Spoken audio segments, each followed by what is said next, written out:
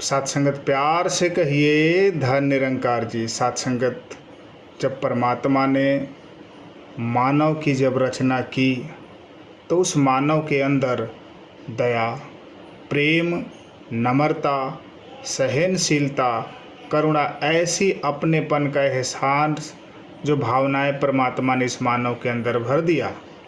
और साथ संगत परंतु धीरे धीरे इंसान के मन में लालच आने लगा और वह और भी बहुत कुछ पाने की चाहत करने लगा।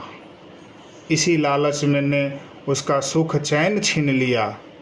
बहुत कुछ पाने की लालसा में उसने जो उसके पास था अर्थात उस खुशी को भी खो बैठा। ईश्वर ने तो उसे क्या बनाकर भेजा था, परंतु हम क्या बन गए।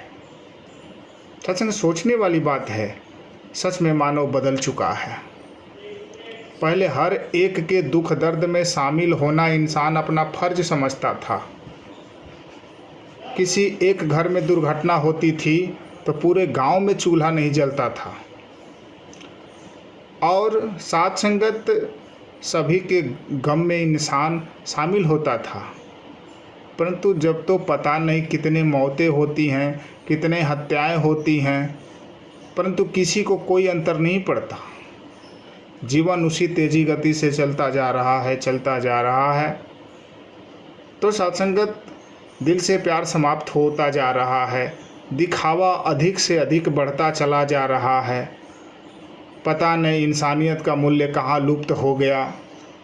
हर कोई हमदर्दी बनना चाहता है, परंतु दूसरों को प्यार भरे दो शब्द बोलने में हिचकिचाता है इंसान। यही कमी रह गई आज के दौर में मानव के पास। सब कुछ होते हुए भी अपनेपन की कमी है, अपनेपन का एहसास नहीं है। इसलिए किसी का भी दिल टटोल कर देख लें तो अंदर से टूटा हुआ मिलेगा। लगता है जैसे अंदर से बिखर गया हो। कारण एक ही है, क्योंकि हम अंदर बाहर से एक नहीं हैं। हमें एक दूसरे पर विश्वास ही नहीं रहा, भरोसा ही नहीं रहा। यही कारण है कि हम दुनिया भर की भीड़ में अकेले हैं। साथ संगत भी दुनिया भर की भीड़ में अकेले हैं। मानो ही मानो को इतना दुख क्यों पहुंचा रहा है, जैसे मानो ही मानो हैवान बन चुका है। यह सोचने की बात है कि स्वयं की ओर ध्यान दे कि हमारा व्यवहार कैसा है। सत्संगत हमारा जो एहसास जो है अपनेपन का, जो परमात्मा के प्रति श्रद्धा है, विश्वास है, जो परमात्मा ने हमें सिखाया, तो सत्संगत प्यार वाला हमारी बातें दूसरों के घरों में आग लगाती हैं या प्यार की फुहार छोड़ती हैं या प्यार की बौछार करती हैं। क्या हम दूसरे से ठीक वैसे ही व्यवहार करते हैं जैसे कि हम चाहते हैं हमारा साथ हो, दूसरे को सदैव गुण देखें, क्योंकि हमें गुण की ही तलाश करनी है। अवगुण ढूंढकर अपना समय को खराब नहीं करना चाहिए। तो सत्संगत हो सके तो स्वयं को इतना योग्य बना लें कि लोग हम पर विश्वास करें, हमारा दिया हुआ वचन कभी ना टूटे। सभी को हम इतना विश्वास हो कि हमारा हर एक वचन इतना सच्चा है कि हमें किसी प्रकार के खाने की आवश्यकता नहीं पड़े। क्या खाने की आवश्यकता ना पड़े तो कस्में खाने की आवश्यकता ना पड़े। सत्संगत लोग हमारे जीवन से उदाहरण लें, हमारे जीवन से प्रेरणा लें, हमारे जीवन से सीख लें। ऐसा मेरा व्यवहार, ऐसा हमारा बोल, ऐसा हमारा चरित्र होना चाहिए।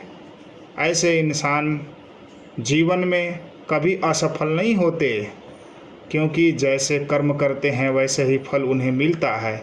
इसलिए हमें चाहिए कि हम मानवता वाले अच्छे कर्म करते चले जाएं।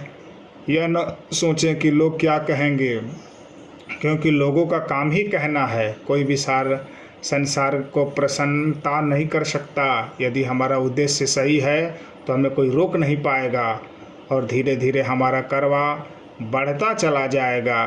सत्संगत दास यही चाहता है कि सद्गुरु माता सुदीक्षा जी महाराज जैसा चाहती हैं वैसा हम लोगों का जीवन बन पाए, वैसा हम लोगों का एहसास हो पाए निरंकार के प्रति। मात्र एक ही कारण है कि बन सकता है, ज्ञान की अगर समझ हो। ज्ञान का अर्थ ही होता है समझदारी।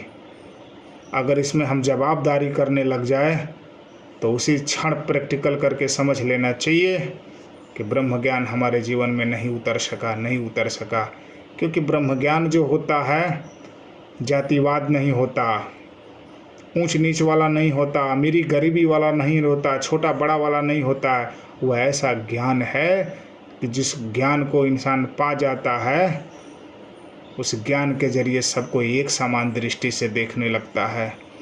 जैसे इंसान एक चश्मा जब पहन लेता है तो उसको प्यारी साध संगत रंगीन जब दिखाई देने लगता है तो जिधर नज़र को घुमाता है सारों जगह रंगीन ही रंगीन दिखाई देने लगता है। इसीलिए बाबा हरदेव सिंह जी महाराज ने कहा, जैसी दृष्टि वैसी सृष्टि। लेकिन दृष्टि हमारा नेक होना चाहिए, उच्च होना चाहिए, उत्तम होना चाहिए, तब जाकर साध संगत हम निरंकारी मिशन के कर्मों द्वारा प्रचार प्रसार करेंगे। दासी ने चंद शब्दों से इजाज़त चाहेगा। प्यार से बोलिए धन्यवाद।